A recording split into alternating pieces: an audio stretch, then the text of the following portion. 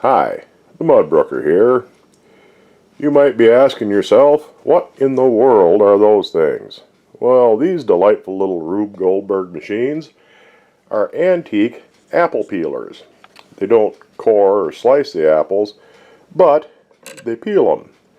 This one here has a cone-shaped blade on it. I'll crank it over and show you how it works. It's a little bit tight. Run that through, and on the bottom side it presses against the apple and peels it up. And once you get through to the top, there's a cam inside of there that pulls the peeler back so you can slide the peeled apple off. This one was made by L.A. Sayer Company from Newark, New Jersey, probably around 1900. This one's a bit older. It was made by, let me spin this around so that we can see. Come in here, spin them around. There we go. In my own light a little bit. This was made by the Reading Hardware Company. It's a bit older. There's a bunch of patent dates on there. The newest one is in the middle. That's 1878. So this was probably made in the 1880s sometime.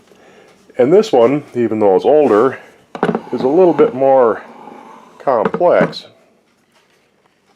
When you crank it through, it still has the cam which pulls the blade back, but I think I missed it. Anyway, it peels around, and once you get towards the end of the cycle, there's a little pusher there that kicks the apple off of the prongs, and you can put your next one on.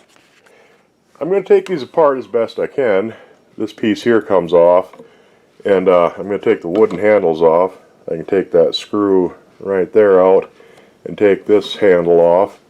This one just has a screw through it, so I can take that off, so I don't have any wooden bits left on it. I'm going to give them a trip through the electrolysis bath, sharpen up the blades, get them all nice and cleaned up, do a little bit of seasoning on them, and once I get them all spiffed up, I'm going to peel some apples with them. I have one of my apple peelers in the electrolysis tank.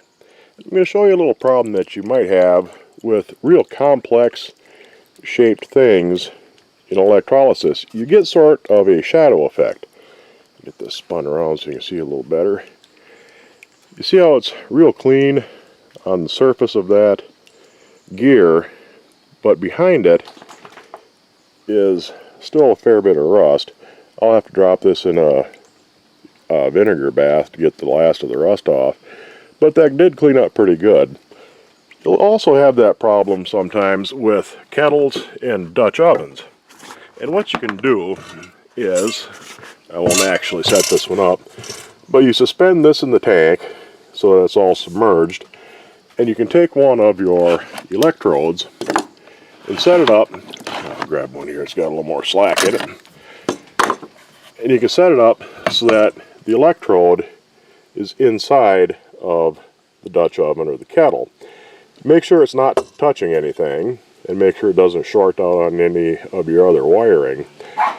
But that will help with getting the inside of a Dutch oven or kettle clean, because if you hang it in there either like this or so that's submerged in there like that, what happens is the outside and the bottom will get clean and the top edge will get clean, but you'll get kind of a shadow on the bottom where it doesn't really derust it good.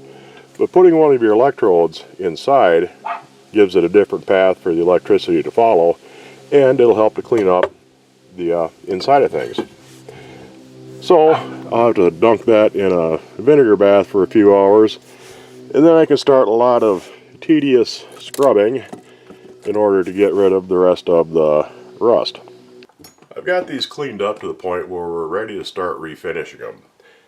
It took a trip through the electrolysis bath, a little bit of time in a vinegar bath to get off the rust that the electrolysis wouldn't remove because of the shadow effect, and it took several long tedious hours with a small wire brush to get them shined up good. It would have been a lot easier if it would have been possible to take these apart more than I could. There's a few little pieces that come off. You know, the stand comes off of this one. But the way these are built is they are more or less riveted together. You have a pin that goes through the other side, and then on, see if you can see that, and then it's hammered flat on the other side to hold everything together, rather than having nuts, bolts, and screws, which would have been a lot nicer because you could take it apart that way.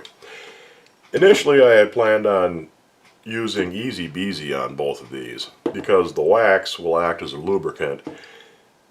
I'm still going to do that on this one. The problem with the Easy Beezy is the temperature you need to run, around 500 degrees in your oven to season things up, is close to the temperature where you can start ruining the temper on springs.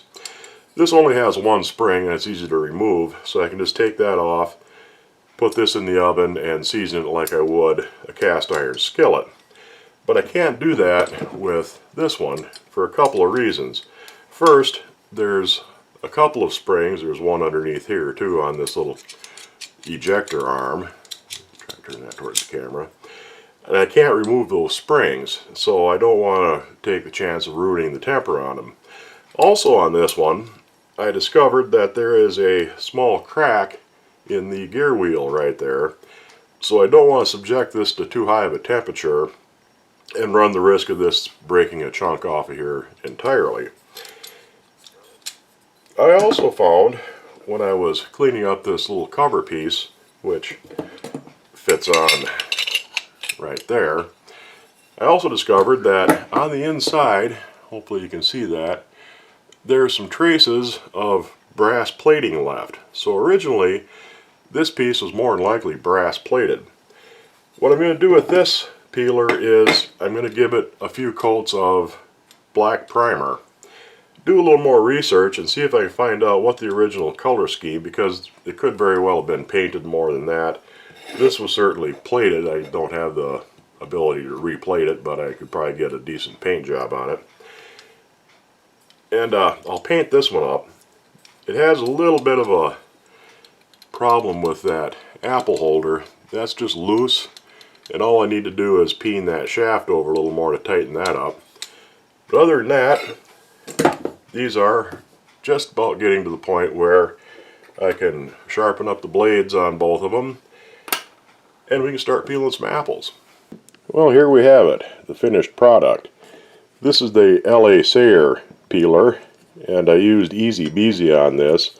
I gave it 4 coats, and as you can see, it gave it a nice dark finish, and it really did help to lubricate it quite a bit. It runs a lot smoother now than it did before.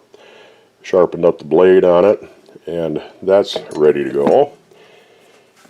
And this is the reading hardware peeler that I had to paint because I couldn't put it in the oven because of the cracks and the springs, and that turned out real nice.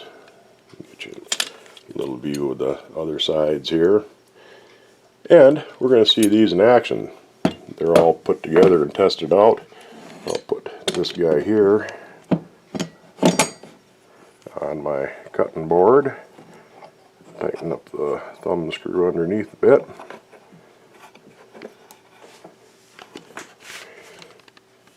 And I'll run her through a cycle here just so you can see some of the gears in action.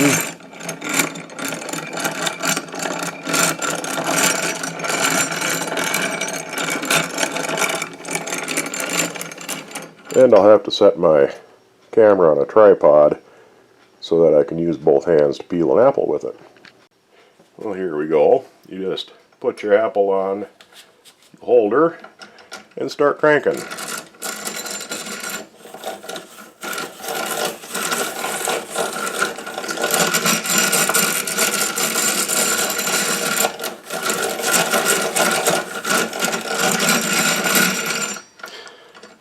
Missed a little bit there. That's kind of an irregular shaped apple, but that works pretty good. Let's give the other one a try. I'll give you the little walk around on this one like I did on the other. You see right there, that kicks the apple off once it's peeled.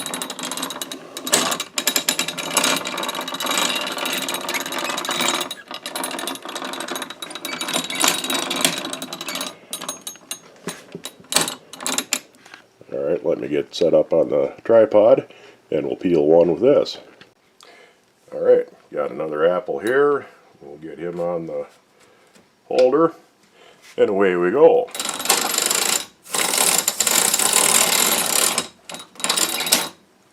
Pretty cool, eh? That one works a little better, I think. But, there you have it. Antique cast iron apple peelers. Neat little machines, and if you can find one, I would recommend picking it up just because they're so damn cool. Before I go, I would like to thank my patrons on Patreon. Kay's Kist, Benedict Riggers, Joy Jones, Damian Bamer, Leo, Theodore Engelke, Valentin Toman, Rudy Valvano, and my newest patron, Kiosp. I'm going to have me a little bit of Irish cream in your honor.